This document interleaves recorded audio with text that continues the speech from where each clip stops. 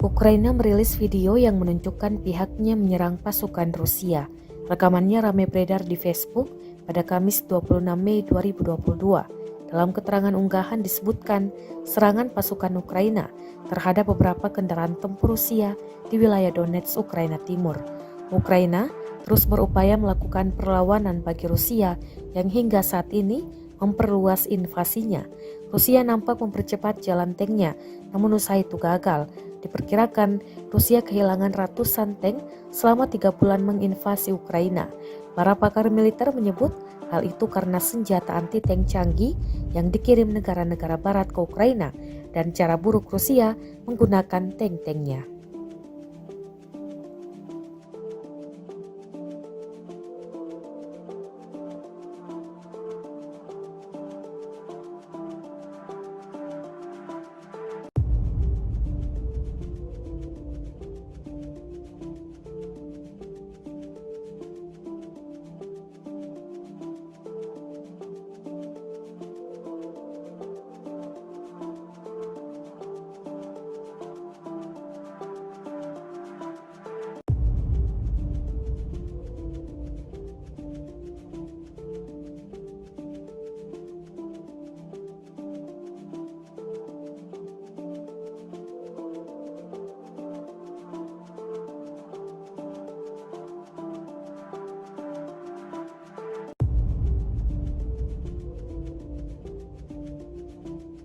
Terima kasih sudah nonton.